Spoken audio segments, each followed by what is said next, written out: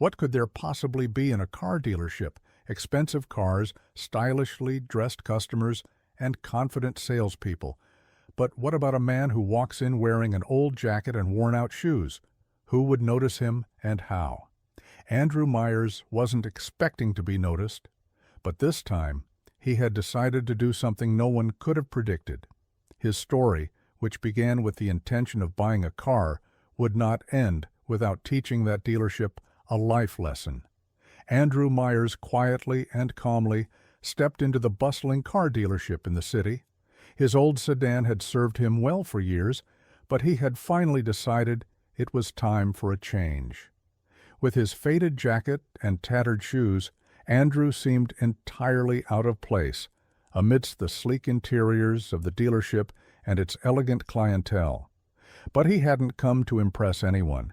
He simply wanted to find a car that suited his needs. As Andrew admired the cars in the showroom, the staff's attitude infuriated him. No one paid him any attention, no one offered to help. Instead of assisting him, the employees were busy attending to wealthier and more elegantly dressed customers. Andrew's plain appearance seemed to render him invisible, as if his presence didn't even register in their eyes. "Look at this guy," one of the salespeople whispered mockingly to a colleague. "Does he look like someone who's going to buy anything?" Garrett Blake, one of the salesmen, with his slicked back hair and overly confident demeanor, locked eyes with Andrew for a brief moment. But the glance ended within seconds, as Garrett decided to turn his attention to a well-dressed couple who had just entered the showroom. Andrew stood next to a black sedan for a while, examining it. As he ran his hands over the car's shiny surface, he imagined himself behind its wheel. But after 20 minutes, with no one approaching him, he decided it was time to act instead of waiting any longer. "Excuse me," Andrew said as he walked up to the main desk. Addressing the three salespeople chatting there, his voice carried a calmness that masked his growing impatience. "I'd like to buy a car. Is there anyone who can help me?" Without even looking up from his phone, Garrett replied in an indifferent tone, "We're a bit busy right now. Why don't you come back later, okay?" Andrew's hands clenched slightly into fists, but he kept his composure. "Sure," he said briefly, and turned toward the door. As he walked out, he caught the murmur of a salesperson behind him. Window shoppers wasting time. So funny. 2/10. As Andrew got into his old car and drove away from the dealership, an idea began forming in his mind. Quietly, he muttered to himself, "These people need to understand the meaning of true worth." With a faint smile on his face, he started his car and hit the road. The plan he had in mind wasn't just for himself. It was going to teach everyone at that dealership a lesson. As soon as Andrew got into his car, he sprang into action. He decided to take the first step by calling his old friend, Robert. Robert was an investor and strategic consultant, one of the few people Andrew had trusted in the corporate world for years. "Robert," Andrew said as soon as the call connected, "I need a big favor." Robert's voice was as calm as ever. "Andrew, it's been a while. What's going on?" Andrew took a deep breath and briefly explained what had happened at the dealership. "I went to buy a car, but the people there treated me poorly. They didn't take me seriously. But this isn't just about me. There's a way to change this disgusting behavior, and I need your help." Robert's tone became serious. "I see. So what are you planning to do?" "I'm going to buy the dealership," Andrew said, "and I want to do it immediately. I'll need your help with the financial setup and legal details."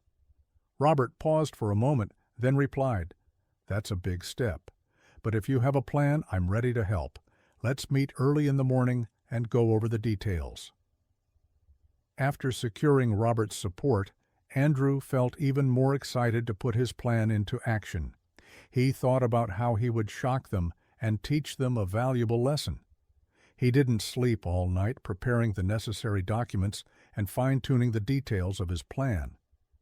As the morning light broke, Andrew was ready to change everything that had happened at the dealership. When he walked through the dealership doors in the morning, the employees still didn't notice him, After all, Andrew wasn't wearing expensive clothes or walking in with the clatter of costly shoes, was he? But this time, things were different. Andrew wasn't just a customer. He was entering as the leader who would bring a new vision to the dealership, though no one knew it yet. As he walked toward the desk, there was a determined look on his face. "Excuse me," he said, looking directly at Garrett. "I think it would be best if you spoke to me immediately this time." Garrett smirked lightly when he saw Andrew, but Andrew's seriousness was enough to surprise him. "What do you mean?" Garrett asked, his tone slightly mocking. Andrew fixed his gaze on him. "What I mean is that, as of today, I own this dealership, and I'm here to tell you about the changes that will take place." Silence filled the room. The other employees began whispering as they watched the scene unfold. Garrett froze for a moment before letting out a mocking laugh. "This must be a joke. You? You bought the dealership? The guy who walked out yesterday without even buying a car is now our boss?" Andrew stepped closer, speaking in a calm but firm tone. "Yes, I bought the dealership, and starting this morning, there will be significant changes in how things operate here. Your attitude toward customers will be the first to change. And Garrett, I'm starting with you." Just then, a woman's voice came from the back room. Laura, an employee, stepped forward with a surprised but supportive expression. "Wait a minute. If this is true, this could really be a chance for this dealership," she said. Laura's comment only fueled Garrett's anger. "What do you know? This guy will run the dealership into the ground. You're all clueless." Andrew interrupted, his voice calm but firm. "What Laura said matters. We need someone who can bring more to the table than just respecting well-dressed people. Garrett, your attitude and mindset are harmful to this dealership." At that moment, Mr. Thomas, the dealership's oldest employee, entered the room. "Andrew Myers, I remember you. You were that ordinary-looking kid, weren't you?" he said. Andrew turned and responded with an unexpectedly confident tone. "Yes, Mr. Thomas, and that ordinary appearance is what brought me here. But now I am more than what you see." Andrew's words were like a bomb that broke the silence in the room. Garrett rose from his seat, visibly angry, while Laura's supportive gaze didn't go unnoticed. But then something unexpected happened. The back office door suddenly opened, and Mr. Carter, the previous owner of the dealership, walked in holding a folder. "Mr. Myers," Carter said, his voice stern and intimidating, "I believe you're moving too quickly. Perhaps Andrew you need to turned to understand Carter, that this maintaining isn't his as simple composure. as you think." "Too quickly? "Mr. Carter, I've acquired this dealership from you. The paperwork is here. Everything was done legally." Carter placed the folder on the table and approached Andrew. "The documents might be in order, but you're forgetting one thing. Without the support of the staff and customers, you won't succeed. This isn't just a business on paper. It's an ecosystem." Garrett seized the opportunity to chime in. "Exactly. This guy can't manage this place. It's obvious he doesn't belong here." Andrew fixed his eyes on Garrett. "I'll decide who belongs here, Garrett. Right now, the best thing you can do is pack up your desk." At that moment, Laura stepped forward again, her voice trembling slightly but full of determination. "Wait a minute," she said. "Mr. Myers can bring new energy here. Maybe this is exactly what the dealership needs. But for such a change to be accepted by everyone, we need a plan." Andrew, impressed by Laura's words, nodded. "Laura, what exactly do you suggest?" Laura carefully considered her response before speaking. "Give your staff a chance. Let them work with you, but set clear standards. No one in this dealership should operate with prejudice. Those who don't meet these standards don't belong here." Mr. Carter laughed. "Wishful thinking. Believing people can change is naive. But I'll watch and see what you can do, Mr. Myers." Andrew smiled faintly at Carter. "Then watch, Mr. Carter. This dealership is just the beginning." After these words, Andrew called for a staff meeting. Everyone gathered in the room, and silence prevailed. Andrew scanned their faces before beginning. "Starting today, a new era begins at this dealership. There's one truth everyone here needs to understand. Customers will not be judged based on their clothes or bank accounts. I want everyone here to focus on one thing: respect. Garrett sat quietly, but his anger was evident. However, Andrew's words elicited an unexpected reaction. One of the younger salespeople, who had been silent for a long time, looked at Andrew and spoke. "Mr. Myers, I noticed you the day you first walked in. I could tell you were different, but I never imagined you'd take such a bold step. If you're serious about this vision, I want to work with you." 5 out of 10, Andrew was moved by this unexpected support. Smiling slightly, he replied, "Thank you. But this isn't just my personal mission.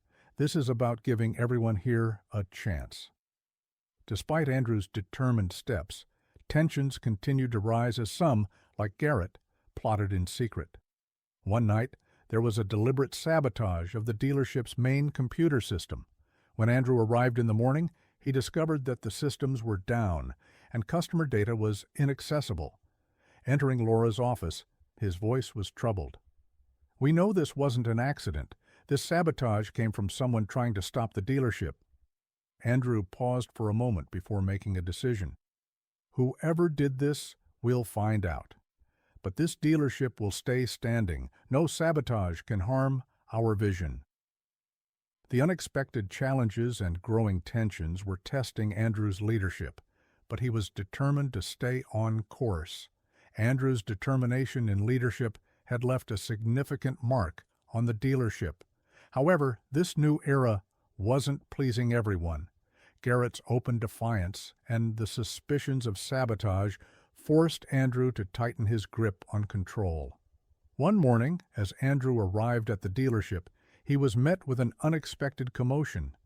A customer was shouting in frustration, "You've been delaying my order for 2 weeks.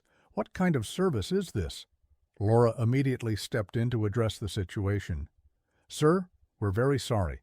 If there's an issue with your order, we'll look into it right away and get back to you." Andrew decided to take charge of the situation. "Laura, who's handling this order issue? Bring the details to my desk immediately." As Laura went to gather the files, Garrett boldly stepped forward with surprising audacity. "See? You don't belong here. You don't even understand the system." Andrew turned to Garrett, his voice calm but firm. "I'm surprised at how confident you are, Garrett. If I find out your negligence is behind this order issue, be prepared to face the consequences." The dealership fell silent after these words. Laura soon returned with the files, and Andrew reviewed them carefully. His expression hardened. "This order could have been delivered 2 weeks ago, but it was delayed because of the sabotage to the computer system," Andrew announced loudly. "Garrett, didn't you try to access the computer system this morning? If the interruptions in the system had been reported on time, this wouldn't have been an issue." Garrett stepped back defensively. "That's just a coincidence. It has nothing to do with me." Laura couldn't hold back and interjected. "Garrett, I informed you about the inability to access the system earlier this morning. Instead of resolving it, why didn't you act immediately?" Garrett's face began to flush. "It wasn't my responsibility. The system malfunction was a technical issue." Andrew could sense that Garrett was lying. He turned to face him with a steely expression. "Garrett, I gave you a chance, but it's clear you can't handle this responsibility. The new vision of this dealership is beyond your mindset." Garrett slammed his fist on the desk in anger. "You're a one-day boss. Do you think this will last? Just wait and see," he shouted, slamming the door as he stormed out of the dealership. But following this incident, an unexpected wave of support began to rise within the dealership. Other employees started accepting Andrew's leadership and decided to adapt to the new rules. Laura took the initiative to reorganize the ordering system and gained Andrew's full support. "Mr. Myers," Laura said as she approached him after a meeting, "if you hadn't acted so quickly, this dealership would have collapsed. Working with you is an opportunity." Andrew looked at her and replied with a smile, "Laura, this is just the beginning. Together, we'll accomplish much more." However, One question lingered in Andrew's mind. What did Garrett mean with his parting words? Was a new threat about to emerge? These questions hinted at the next challenge awaiting Andrew. After Garrett left the dealership, things slowly began to settle. Andrew worked patiently to help the staff adapt.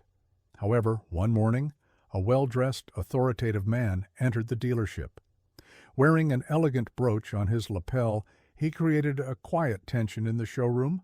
"Hello," the man said, his voice echoing through the room. "I'd like to speak with Mr. Myers." When Andrew heard the voice, he rose from his desk and went to greet him. "Hello, I'm Andrew Myers. How can I help you?" The man extended his hand. "I'm Jonathan Price. You may have heard of me. I own several dealerships and am an investor in a major automotive company." Andrew smiled as he replied, "Of course I've heard of you, Mr. Price. It's an honor. What brings you to visit us today?" Price cast a cool gaze around the room. "I've heard about the changes happening here. This dealership has become a noteworthy place in the region. But there's a problem. I'm not sure if you can keep the promises you're making to your customers." Andrew's eyebrows raised slightly. "You can rest assured that we fulfill our promises, Mr. Price, but I'm not quite sure what you mean." Price pulled a document from his jacket pocket and handed it to Andrew. "Here, my company is planning to place a substantial order with you. This order could elevate your dealership financially. However, to secure it, you'll need to meet specific standards. Your staff's performance, operational efficiency, and customer service will all play a role in this decision." As Andrew reviewed the document, he realized the opportunity was massive, but he also tried to discern Price's true intentions. "We'll do our best to meet these standards, but what kind of observations do you plan to make?" Price responded with a slight smile. "I'm here today to personally assess some of the positive and negative feedback I've heard about this dealership. I want to see if it truly lives up to its reputation under your management." Just then, Laura approached them. "Mr. Myers, I'm sorry to interrupt, but there's an issue with the customer order reports.